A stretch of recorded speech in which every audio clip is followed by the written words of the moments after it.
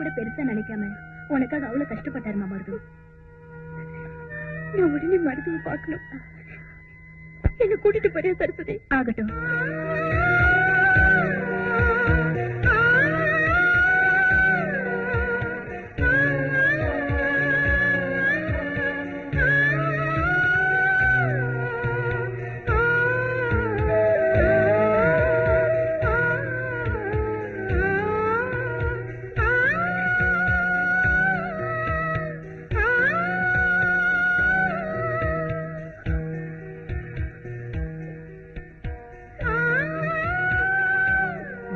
ரயில நிப்பாட்டிட்ட எதிரிங்க விமானத்தில இருந்து வந்து குதிச்சிருவாங்க. ஆமா, காடு கொடிய காமிச்சிட்டாங்க, அதான் நிப்பாட்டிட்டு.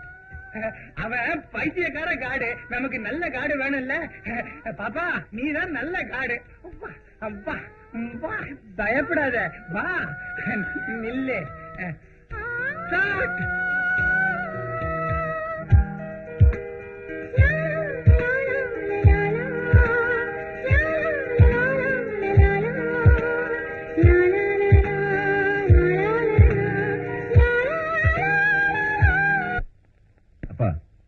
என் மேரேஜுக்கு முகூர்த்தம் பார்க்க சொல்லி ஜோசிட்ட சொன்னீங்களா?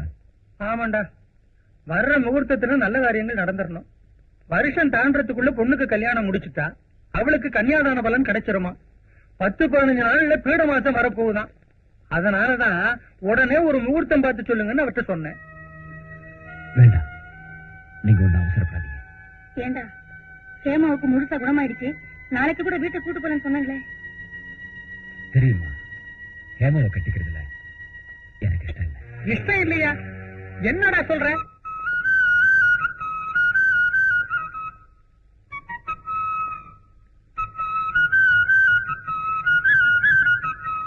எடுத்துக்கடா. வாங்கய்யா, உட்காருங்க. போதண்டாவும் மரியாதையெல்லாம் சண்டாளா, மனசுல இவ்வளவு பெரிய துரோகத்தை வச்சுக்கிட்டு நல்லவ மாதிரி வேஷம் போட்டுக்கிட்டு எப்படி உன்னால எல்லாம் நடிக்க முடியுது? ஐயா, நீங்க என்ன சொல்றீங்கன்னு எனக்கு புரியல. உன்னை எங்க குடும்பத்துல ஒருத்தனா நினைச்சுக்கிட்டு இருந்தோம்டா. அதனாலதான் ஹேமாவோட நீ சேர்ந்து விளையாடினாலும் நெருங்கி பழகினாலும் உன் மேல எங்களுக்கு கடுகளவு சந்தேகம் கூட வந்ததில்லடா. ஹேமா சின்ன பிள்ளையில இருந்து என் வீட்டு மருமகள் ஆகணும்னு ஒவ்வொரு நாளும் நாங்க எவ்வளவு கனவு கண்டிருப்போம். அப்படிப்பட்ட ஒரு பொண்ணை மனசை மாற்றி உனக்கு மனைவி ஆக்கிக்கணும்னு நினைக்கிறியே, அது எவ்வளவு பெரிய துரோகம்டா. என் மச்சா எவ்வளவு கௌரவமா வாழ்ந்தவரு, அவர் எழுதின கவிதையெல்லாம் உனக்கே அர்ப்பணம் பண்ணாரா. அப்படிப்பட்ட பெரிய மனுஷனுக்கு இப்படி ஒரு துரோகம் பண்ண உனக்கு எப்படிடா மனசு வந்துச்சு? அவர் மட்டும் இருந்திருந்தா இப்ப தாண்டா உன் துரோகத்தனம் தெரிஞ்சு எதைய படித்து செத்து இருப்பாரா. ஏண்டா உனக்கெல்லாம் இந்த பழப்பு?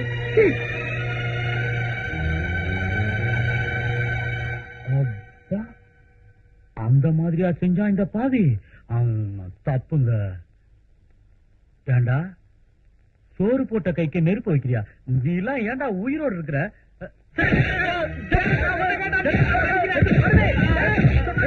இந்த மாதிரி அயோக்கியங்கள்லாம் உயிரோடவே இருக்கக்கூடாதுங்க. நீங்க சும்மா இருங்க. ஏண்டா, குழந்தையாட்டம் பழகின சின்னமா கிட்டியே ஏண்டா உன் புத்தி இப்படி போச்சு? நீ நினைக்கல, நீ செத்து போ.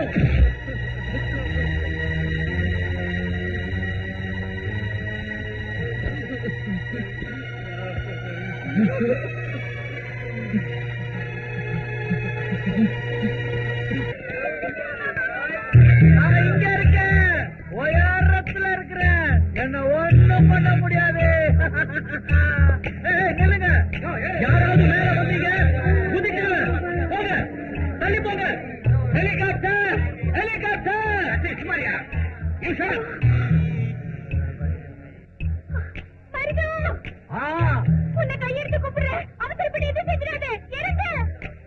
என்ன பொறுத்த வரைக்கும் எனக்கு சொந்தமா பந்தமா எதுவும் கிடையாது.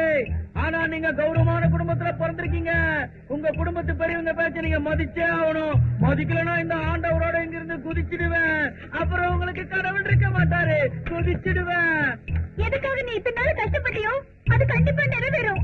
இறங்கு மருது, என் பேச்சுக்களை இறங்கு, உன்னை கையெழுத்து கும்பிடுறேன். பெரியவங்க வார்த்தைக்கு நம்ம மரியாதை கொடுத்தாகணும். நம்ம இஷ்டத்துக்காக நம்ம பெரியவங்க மனசை நோகடிக்க கூடாது. இங்க இருக்கிறவங்க எல்லாம் என் பேச்ச கேட்டு ஒத்துக்கிட்டாதான் நான் கீழே இறங்கி வருவேன். இல்லன்னா இங்க இருந்து குதிச்சிடுவேன். குதிச்சிடுவேன்.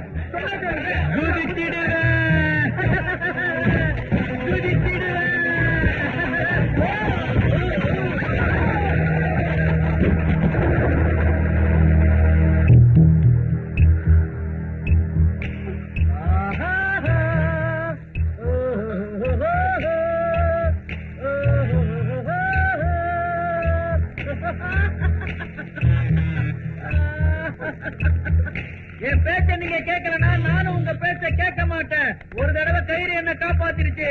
இந்த தடவை கயிறு அறுத்துக்கிட்டு இங்க இருந்து விழுந்துருவேன். உடனே என் தலை உடைஞ்சு போயிடும். சொல்லுங்கம்மா.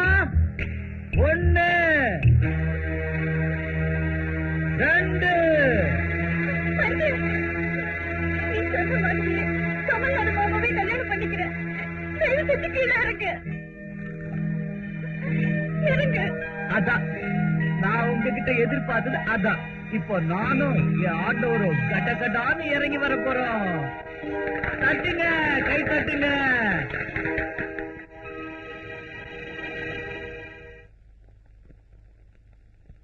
என் மனசார விரும்பினதுக்கு அப்புறம் இந்த வெறும் உடலை உங்களுக்கு ஒப்படைக்கிறது பாவம்னு நினைக்கிறேன் மாமா.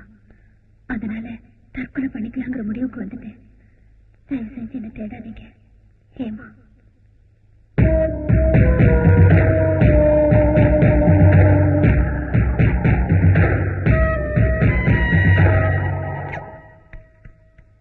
வருது வருது.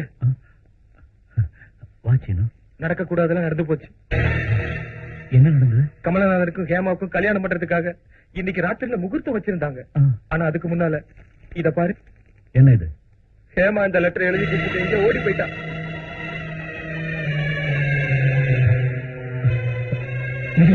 நெசமா தான் வருது. அவ தன்னை ஏத்துக்க மாட்டான்னு கமலநாதன் சாருக்கு தெரிஞ்சிருக்கு. ஹேமா தன்னை விரும்பலங்கிறதுனால அவரு தன் முடிவை மாத்திக்கிட்டு அவர் காலேஜில் வேலை பார்க்கிற ஒரு டீச்சரை அதே முகூர்த்தத்துல கல்யாணம் பண்ணிக்க ஏற்பாடு நடக்குது. இல்ல, இது நடக்கக்கூடாது. கமலநாதன் சார் ஹேமாமாவை தான் கல்யாணம் பண்ணிக்கணும். நீ என்ன சொல்ற மருது? ஹேமா இந்நேரம் அவசரப்பட்டு ஏதாவது ஆத்திரம். சின்னம்மாவுக்கு அரியன் சேர்த்துட்டு அந்த கடவுளுக்கு கூட மனசு விடாது. அவங்கள எந்த ஆபத்து நெருங்காது. நீ போய் சின்னம்மா எங்க இருக்காங்கன்னு தேடு. நான் இங்க இருந்து எப்படியாவது வெளியில வந்து கமலநாதன் சார் கையை கால பிடிச்சு அவங்க 2 பேரும் கல்யாணம் பண்ணி வைக்கிறேன். நீ போ.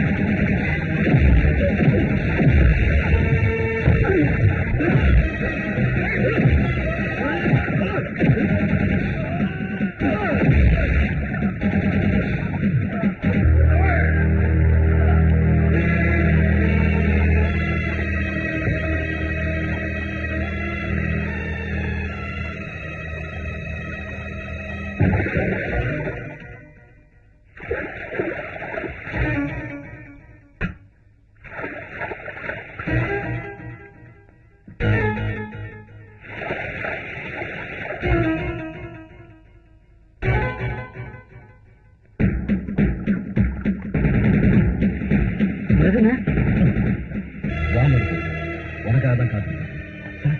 கமலநாதன் சார், சின்னம்மா எங்க? சொல்லுங்க, என்ன பாக்குறீங்க சொல்லுங்க.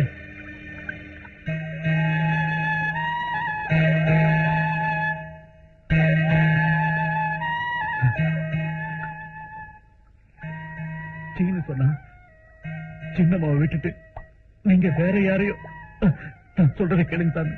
சின்னம்மாவுடைய வாழ்க்கையில மட்டும் அநியாயம் நடக்கக்கூடாது சாமி. நிஜமாதான் வருது. ஹேமாவோட வாழ்க்கையில அநியாயம் நடக்கக்கூடாது. அதனாலதான் என்ன கட்டிக்க இஷ்டம் இல்லைன்னு காவேரியில குதிச்ச ஹேமாவை தடுத்து நிறுத்திட்டேன். எனக்கு வேற ஒரு பொண்ணோட கல்யாணம் நடக்க போகுதுன்னு போய் சொல்லி உன்னை முகூர்த்த நேரம் பார்த்து இங்க வரவழைச்சேன். ஹேமா வாழ்க்கையில அநியாயம் நடக்கக்கூடாதுங்கிற எண்ணம் உன் மனசுல உறுதியா இருந்தா நான் சொன்ன மாதிரி அந்த காவேரி தாய் ஹேமா உன்னை மங்களஸ்நானம் செய்ய வச்சுட்டா. முகூர்த்தத்திலிருந்து 10 வருஷம் இருக்கு. அங்க மேடை தயாரா இருக்கு, இங்க ஹேமாவும் தயாரா இருக்கா. இந்த பட்டு வேஷ்டி இதை கட்டிக்கிட்டு ஹேமா கட்டத்தில் தாலி கட்டு வருது.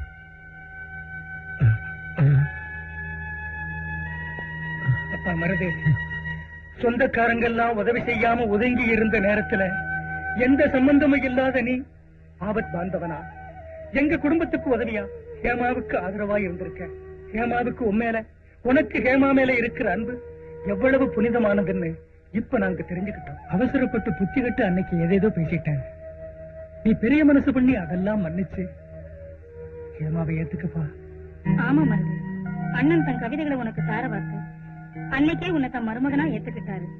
இன்னைக்கு ஹேமா கடத்துல நீ 3 முடிச்சு போட்டா சொர்க்கத்தில் இருக்கிற எண்ணம் ஆத்மாவுக்கு சாந்தி கிடைக்கும் மருது. இல்லைங்க, இது எனக்கு சரியா படல. சரியா படலன்னு குலங்கோத்திரம் சரியா படலைங்கிற மருது. உன்னாட்ட யாதவ் கிருஷ்ணன் யாரை கட்டிக்கிட்டான்? சத்திரிய குலத்து சத்யபாமாவை கட்டிக்கலையா? ராஜகுலத்து ருக்மிணியை கட்டிக்கலையா? ஹேமா கூட சத்திரிய குலம் தான் மருது. நீங்க என்ன பேசினாலும் சரி, என்னவோ என் மனசு ஒத்துக்க மாட்டேங்குது. ஹேமாமா உங்களுக்கு சொந்தமானவங்க, அவங்கள நீங்க தான் கல்யாணம் பண்ணிக்கணும். சரி, நாங்க எல்லாம் இவ்வளவு சொல்லியும் ஹேமா மனசார ஒன்னத்தான் நினைச்சு உருகிட்டு இருக்கான்னு தெரிஞ்சு கூட நான் தான் அவளை கல்யாணம் பண்ணிக்கணும்னு பிடிவாதமா சொன்னா நான் அவளை கட்டிக்க தயார். ஆனா எங்க மேரேஜ் ஆன மறுநாளே ஹேமாவோட நிலைமை இப்படித்தான் இருக்கும்.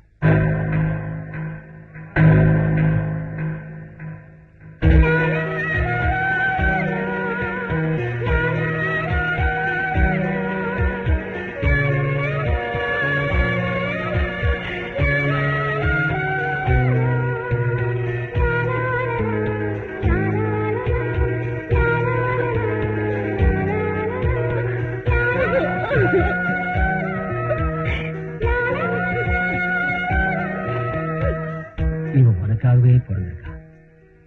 இது தெய்வத்தோட தீர்ப்பு. நீங்க 2 பேரும் பார்வதி பரமேஸ்வரனாட்டம் ஒருத்தருக்காகவே ஒருத்தர் பிறந்திருக்கீங்க.